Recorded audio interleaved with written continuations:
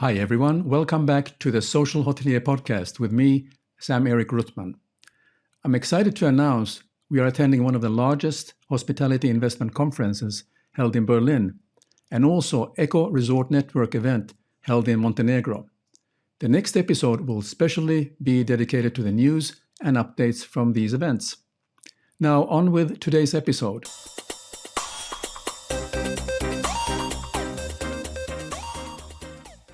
This week we have Hylton Lipkin, the General Manager for Garya Chai and Homm in Vietnam, which is part of the Banyan Tree Group. Welcome, Hylton, and thanks for joining us today. Thank you very much, Sam-Erik. Fantastic to see you. Fantastic to be here. Honored to be a part of this podcast, and thank you very much.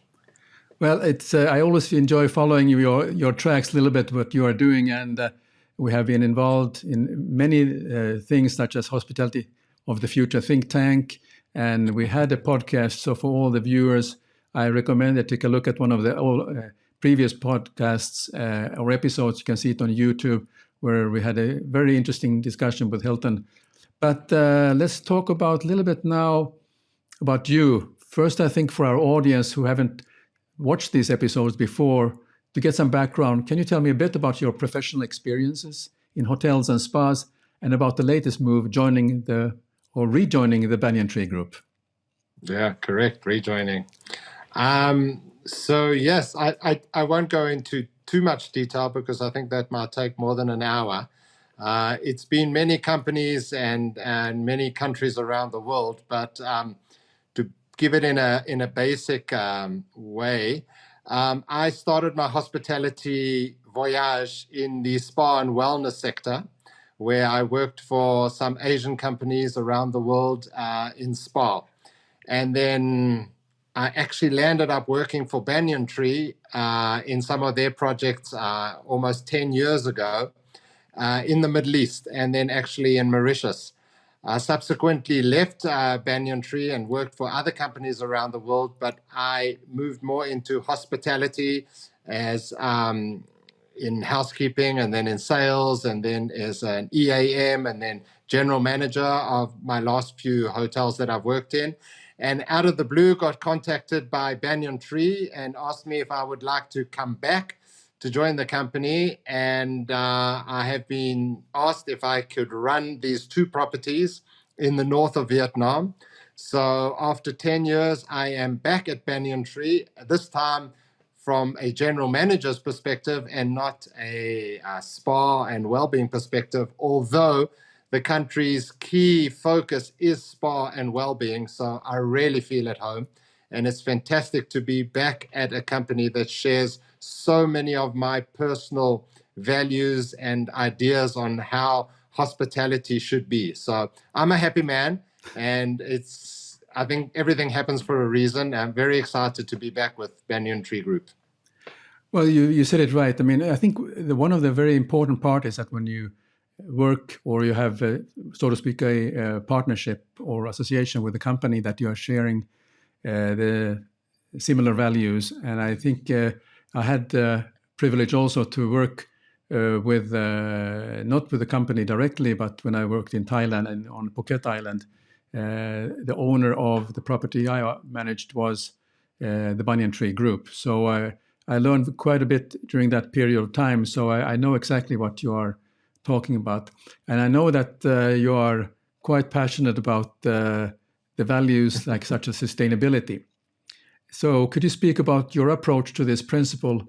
Particularly, I'm interested how you're dealing it where you have a new hotel coming up, and it's so important that many hotels that are up and running, when they're thinking about sustainability, they think, yeah, okay, let's remove the plastic straws bit. And but now when you're having a chance to open a new hotel resort, then you have a different approach in many ways. So could you just talk about that? It would be very interesting to learn about this.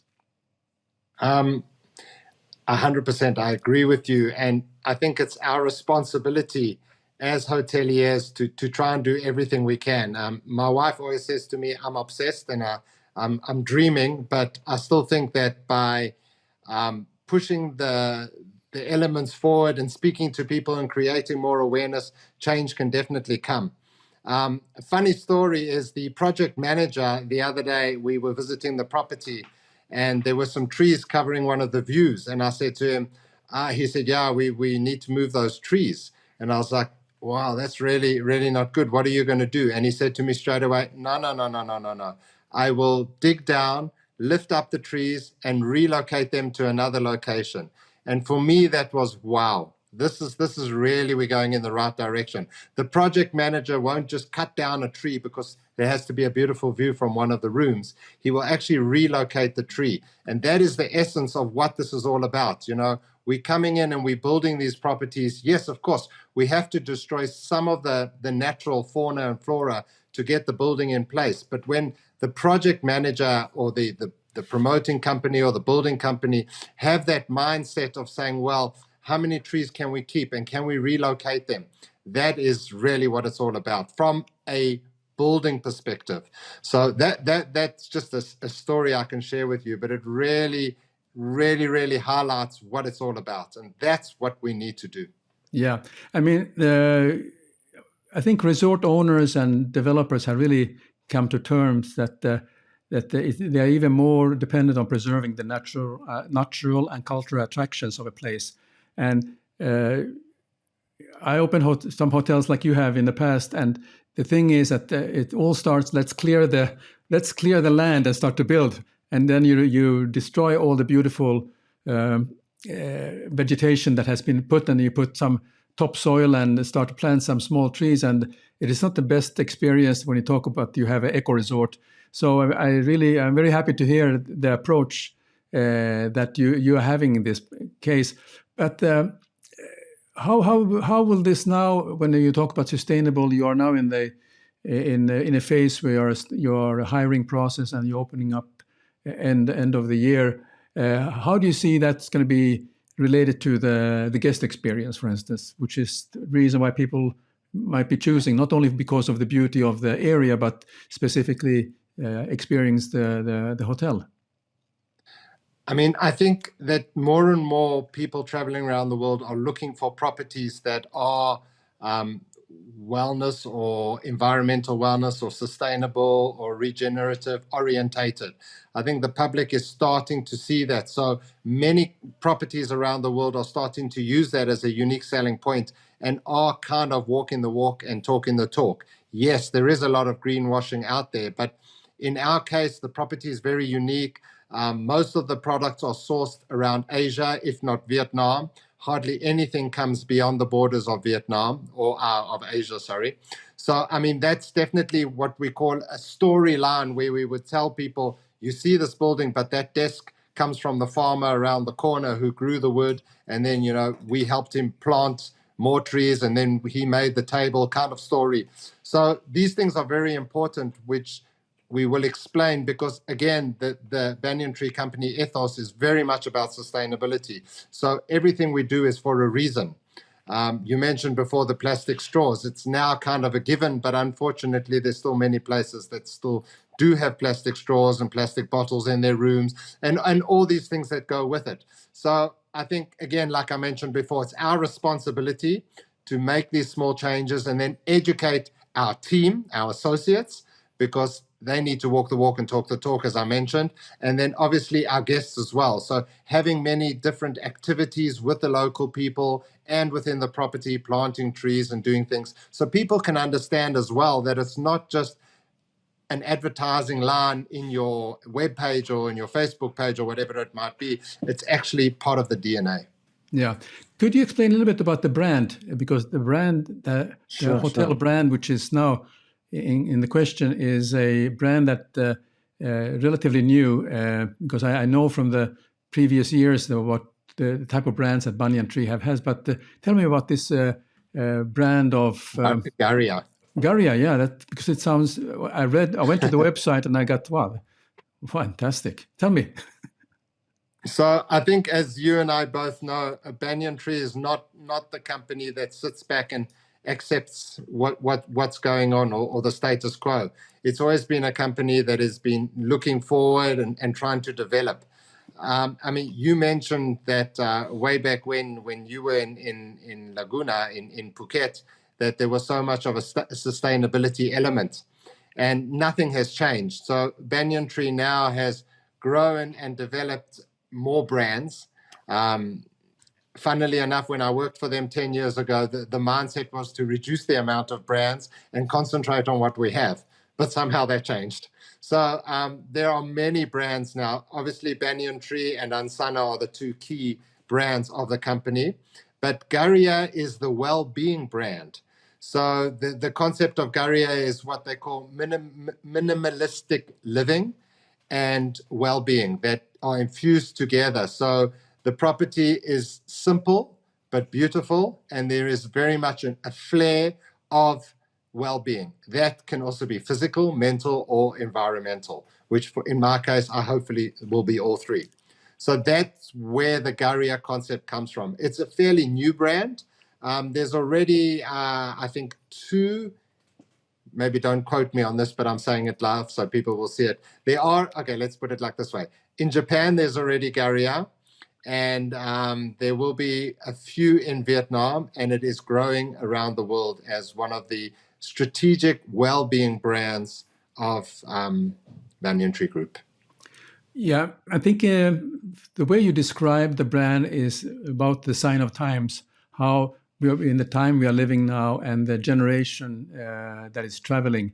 Because I can relate to this, and when I talk to people who are thinking about when they're looking for a destination, I think there are things that they're looking for. So I think when we talked about what may have changed since the time you worked last with Banyan Tree, and I worked there ages ago. You know, we had market segments. We talked about individual traveler. We talked about leisure segment, if you will. And you have a group travel. You had all these different segments. But now I think the discussion has changed to it's related to what kind of values and preferences and lifestyle that people have, regardless are they traveling on business, but they actually decide to stay with you and do work there but the family enjoys some holiday time. So in that sense, it kind of fits the time we are living in. That's what you're doing. Correct. It was really interesting. There was a Booking.com research paper that came out recently, and they gave many statistics of the different segmentation, as you mentioned, within the travel industry, and the wellness travel or sustainable travel has grown exponentially. And I think the statistic, if I'm correct, was 53% of the people booking on Booking.com are more interested in sustainable travel than other segmentations. I understand if it's a group, then one person's making that decision. But from a leisure perspective, people are more interested in properties that have some type of ethos towards sustainability and environmental wellness. So that's very, very encouraging and very positive to see. So it means it's important that people understand what we're doing. And I think it's also important that we're doing it. So people can understand as well that, you know, one of the biggest problems with travel is the aeroplanes. So we do everything we can to reduce the carbon footprint and rejuvenate and recycle and reduce and everything we can on the RRR. But it doesn't matter because people are flying across the world on an aeroplane, and the CO2 emission from that plane is monstrous next to what we do. But we have to try and create some type of balance because that travel will still happen. So, you know, if there's some way that we can reduce carbon footprint from our side, it definitely helps. Yeah. Go ahead. No, go ahead. Something that it probably come in your next question, so I'm probably jumping in front of you here, but my philosophy is PPP. It's very simple. It's people, planet, and then profit. Or it could actually be planet, people, and then profit. But the most important thing is that profit is last. And we are starting very, very minimalistically, or not enough, should I say, that's not the right word, of people starting to see this. And with all the carbon credits and the bank loans and everything that's coming through internationally and globally, people, planet, and profit is definitely coming to the forefront. And again, I mean, I don't want to just push Banyan Tree because I'm working for them again and it's a great company, but straight away, that's the first thing that hit me on every person I spoke to in the company is people, planet, then profit. Every single person in every area. So I think if I had to give out one recommendation to anyone out there in the hospitality industry, consider your people or the community, consider the planet, and then consider your profit. Obviously, as a general manager, we're responsible for profit, but those elements should be part of the whole game. Yeah, I mean, there's also that I read the same article about that Booking.com had, and one of the things that two things that came out of that, besides what you mentioned, is that they have a badge which were there to certify a hotel that they are fulfilling the sustainable criteria, which is expected, and you cannot buy this. I mean, I know there has been these kind of certificates, whether it's been a turtle or a leaf or a pigeon or whatever the symbol has been, it's been going on for years, and you know that or a turtle. But I think this is the Booking.com is such a powerful sales channel, and the way they're going to do it evidently is that you have to prove, and they will inspect you like the leading hotels over the world check their hotels that they have tick all the boxes, and they can truly be giving that badge, and then also you're getting sort of a preferential position within the properties they're selling. So I mean that came very clearly out for me, and I'm looking very much forward to see how this is evolving. But then, what I would like to also lead is that we talk about sustainability and operation, and now I'm looking very much forward when I'm going to the Hotel Investment Conference. And it actually follows a question I have for you, because now we start to hear people are not talking about sustainability as much as they're talking about regenerative. It's not enough that you are sustainable, but you have to do something to give something back, and so it can be a little bit of a terminology can be a little bit complicated. What's the difference between a sustainable operation and regenerative operation, and any thoughts on that? How you can consider me to be a 5-year-old and tell me what is the difference between a sustainable operation and regenerative operation? I think yes, it's another terminology that has crept in, and it is confusing to certain people. So now you want me to be sustainable, you want to be environmental friendly, you want me to be rejuvenating, you want me to be regenerative. There's many different terminologies that come in, and carbon footprint, and so people are definitely confused. I think at the end of the day, there's one objective, and that is to protect the environment, or to protect the area we're in, the planet, and things, the places that we use for running our hotel. So for me, it's very simple. No plastic straws, reduce the plastic, and try and get rid of all those elements, which I think everyone understands and is doing. But then how can you recycle your waste?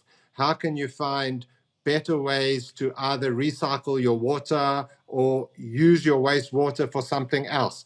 How can you grow some products and then use them on your property instead of sourcing locally, I hope, but not nationally or internationally, which is creating more of a carbon footprint. So it's all about using what you can within the area that you're in. Again, going back to people, planet, and profit. So if you can support the local community, you have a closed circuit. So they growing the fruit, it's coming to your property, or the vegetables, you using them in your property, they are supported, you getting from the guests, and it's all local instead of something international. So that would be kind of a closed circle. And then again, they could give you fruit and vegetables, and then you could give them your waste. So not only are they giving you the fruit and vegetables from the local community, but then the waste is going back to them for fertilizer or for their pigs, whatever it might be. So that would be a closed loop in a regenerative way. Another way is helping planting trees. So yes, we cut down the trees because we help in the local community because that's their money. But then they go back and plant those trees. So the hotels can be involved in something like that. And then they can be giving back to the community or giving back to nature. I mean, you can go on for hours and hours and hours. There are different ways of growing things instead of just, letting the land dry. You can churn it and you can add your waste to the ground for the grass and the trees and things like that. You can use the products from your property as decoration, or you could be selling flowers from the property to the local community. So, I mean, it's endless, and there's a lot of things you can do instead of going outside to source. And all of these come back to the same thing. It's regenerative, or it's environmentally friendly to reduce the impact that we produce when we try and have a guest come stay with us. Does that kind of answer the question? I think we could have a very different an episode about this topic, but I think you covered the basis, which is very, very good. Well, thank you for that, Hylton.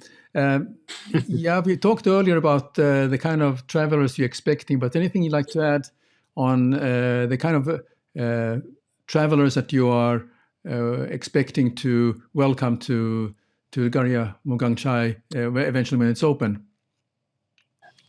Actually, it's really interesting because what we've seen up here in the mountains is a lot of people that like nature. I mean, if you're going to go to Ho Chi Minh City or a coastal town in Vietnam, you want the beach, you want maybe entertainment. I won't go into detail with what entertainment is. But when you come into the mountains, it's a completely different mindset. And I'm seeing that in the guests. Yeah, they're really enjoying the serenity and the quietness and the fresh air and the beauty and the lack of traffic, which there is none, in this area. So I think I've spoken to the sales team here. We really, really try to push that natural environmental wellness aspect. So because that's what I'm seeing. I've actually seen, wow, I've only been here almost 2 months, a couple of people cycling. There was a couple from Switzerland, not young, and they did 2,000 kilometers through the mountains cycling on the bicycles. I think the gentleman was a lot more enthusiastic than his wife, but they spent nearly, I think, 20 days riding through the mountains from Laos over the mountains into Vietnam and then on their way to Hanoi. They spent 4 days with us just relaxing. We also have hot springs on this property, so they relaxed in the hot springs. So it was really, really nice to see people that actually, not only are they enjoying the nature, but they're actually traveling through and not producing any carbon footprint. So it really goes hand in hand with what we're trying to do here.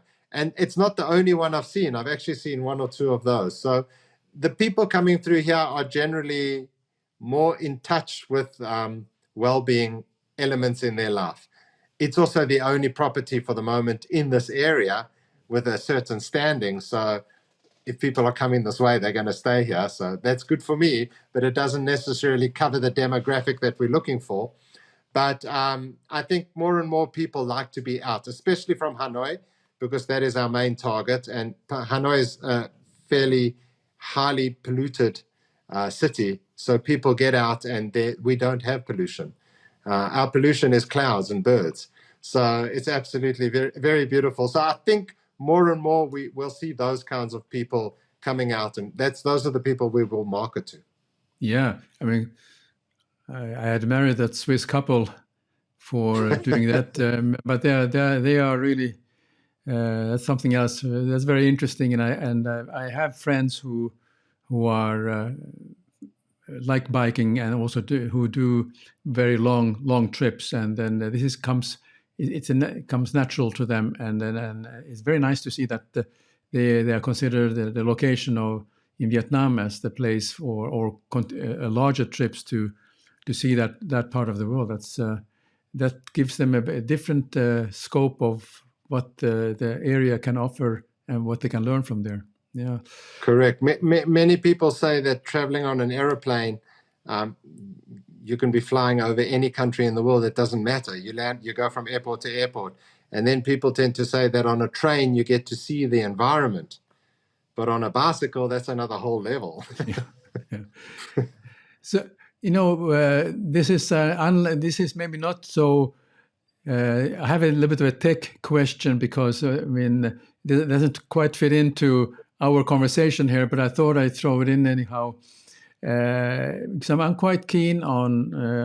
I love technology when it's used rightly, and the only way to keep up with the new demands of travelers is to keep with the latest and the greatest from that point of view. And whether it's giving the guest a chance to do self check-in or digital concierges, or you have a concierge who hyper personalize your visit before you arrive, or keyless entries. So I'm curious to get your view on automation in hotels. And do you think this is the way of the future?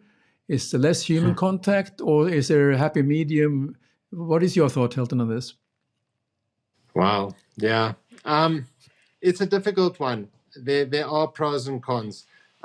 Personally, I'll give you an example. This afternoon, I was talking to my front office manager, and I was saying to her, why do we need to have all this paper in the room, and why do we need to advertise around the world? Let's just create QR codes, and we can host all the information on the cloud, and then guests can get all this information at any time. It will make our lives easier. So, replying to your question, the digital technology can definitely enhance our operations and create an easier flow for guests to communicate with us, or maybe find out information instead of picking up a phone. But the flip side of that is exactly what I just mentioned, picking up a phone. We are in the hospitality segment. Hospitality is being hospitable. It's communicating with people. It's getting to know people. So if we go into this QR code me in and QR code me out and QR code me pay and QR code me order and QR code me guest comment, it's, did you actually stay in our property? Sam-Erik, I saw your QR code, you number 25643, and you enjoyed your stay. That is very sad. I'm happy you enjoyed the stay. I'm happy we made some money and you enjoyed everything, but that's not hospitality. That's just lodging when you were on your way. So I'm exaggerating, but I think there needs to be a fine line between how much electronic you install for facilitating your operation and how much you do not do, so enables you to talk. The culprit is COVID. This just exploded with post-COVID situation where we don't want to touch, we don't want to see, we don't want to be close to each other. These guys jumped on the bandwagon, and so they should have, and came up with these very simple, user-friendly technologies, and the hotel industry just gobbled it up because it's so much easier. So there are pros and cons. I say yes, but a balance.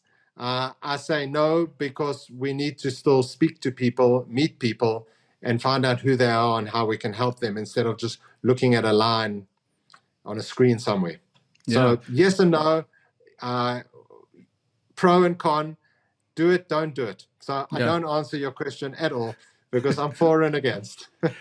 Well, my attitude is that whatever happens to the travel before they actually arrive physically, I would enhance the digital aspects, meaning that gives them a chance to experience the beautiful location in advance from the couch, or they can have a contact with someone who can give them a personalized itinerary for them, and suddenly you find out that your digital concierge know quite a bit about you already than you have told them, but because they have access to all the tracks that you have left behind you on Google or Microsoft. But then once you really arrive, I do not like tech that has to be visible. It has to be face to face. I don't like have our checkouts where you go into a kiosk and check out. I don't like that idea either. I mean, I'm with you there. So for me, the red line is that once you arrive to the property, should be really the hospitality of having somebody who will look after you, or you've been looked after the way you expected. Correct. Yeah. There are advantages, we both agree. Yeah. But you have to find that fine line. Yes. Sure. So when we talk about hospitality, your definition of hospitality, has that changed throughout your career, or has it always been the same? Because I was asking myself that question when I started my career. What did I consider to be hospitality, and then what I consider to be now?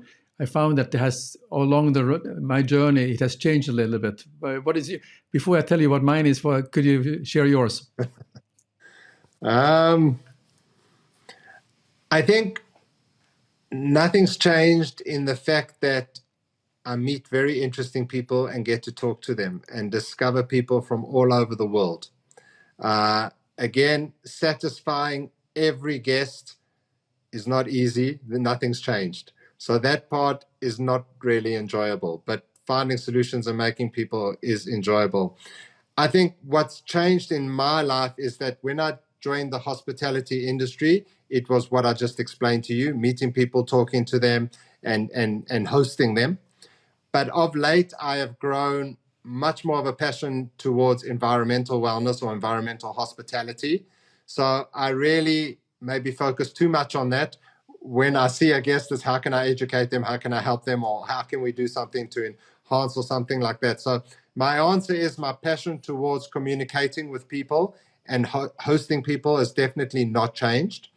But my element of using this platform in the hospitality industry to promote a greater message in terms of sustainability and environmental wellness has definitely changed. I might abuse it too much, but I definitely think it's a great platform. And when you have companies and guests and people who like to talk about it and embrace it, that's definitely an element of hospitality that I'm enjoying very much at the moment, but still talking and discovering people.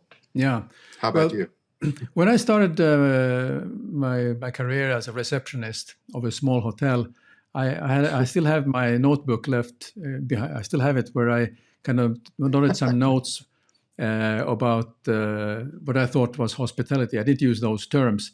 But the first sentence I wrote was, like it sounds like cliche, customer is king. That was my first sentence when I started. And then I wrote an expression which is freely translated from Finnish to English, is that we don't sell no, meaning we don't sell no, we don't have, or we don't, meaning that you always find a solution for when the guest needs something, or you offer an alternative. So that was my way of thinking, because it was very common that the guest asks something from you, and then, or if it happened that you said, well, sorry, we don't have that. It was sort of the kind of, for me, it was already off-putting when I started my career, and I always looked for the ways to offer alternative. But looking fast forward 50 years, what has happened for me in my career is that I look at hospitality. I still look at the same thing, but I look at hospitality being community.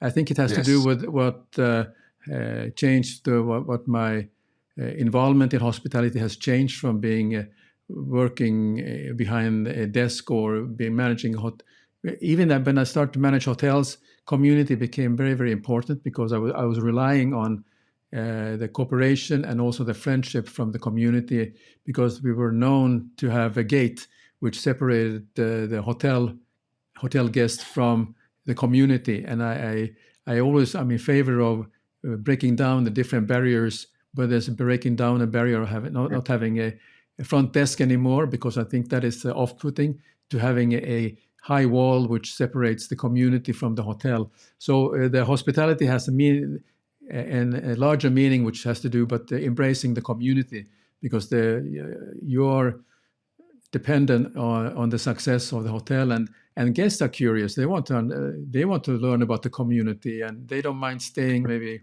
one night in a small hotel or small building, which is part of that community, because it gives you a different vibe. And it seems to be that what you have, you have a different small operation which is currently operating, which you can offer, isn't it? 100%. You said it so well. We have a platform and we have the opportunity to help people in the local communities to do something beyond what they normally would do, and grow within our industry, and not forcing them. But if you do have a beautiful 5-star hotel with a wall or without a wall, in a community, so often they're hiring people from the big cities, from other countries, and it's not bringing anything to the local community, to the point where they're not even buying any goods from the local community. So I couldn't agree with you more. It's our responsibility to really nourish and utilize and help support the local community around every property, because that is key. Back to people, planet, and profit. And the people is the community. It's everyone around you. So I definitely agree with you 300%. That is such a key important part that some people unfortunately lose sight of. And that is what it's all about, for sure. Yeah. You mentioned environmental wellness. What does it mean? And can you give some practical tips for the audience? What maybe the definition or practical tips on environmental wellness? I keyed that term. I don't know if I invented it, but when I hashtag it, they're not that many, so maybe I did. For me, we're always talking about personal wellness or mental wellness. It's very much about I. And then we talk about sustainable and about helping the environment and helping the community. So I kind of just link them together and I call it environmental wellness. So basically, it just means everything we've been talking about on this conversation: looking after the earth, looking after the fauna, the flora, and the nature, looking after the local communities from a wellness perspective. I've started when I see people, when I follow some things on LinkedIn where people talk about sustainability and forestation and different things, I always write there, I go, environmental wellness should be as important as personal wellness. We all spend thousands and thousands of dollars and time on our personal wellness without thinking about it, but we always consider environmental wellness, and they should be on exactly the same level. Because if we don't have the environmental wellness, it doesn't matter whether we're healthy or not, we're going to have some problems. It's going to rain for 10 days, or it's going to snow, or it's going to be freezing, or it's going to be too hot. So in a nutshell, environmental wellness is everything to do with people, planet, and profit, and adding the word wellness on from a perspective to make a change in your life, be the change, make the change, like you say, cliches. But, just promoting people to get that into their minds and make it part of their daily routines. Very good. Because, that's pretty much what it is. Okay. One question that I like to ask all my guests, besides what we have talked about, is that what other trends do you see happening in hospitality that hoteliers should take note of? It's a vast question.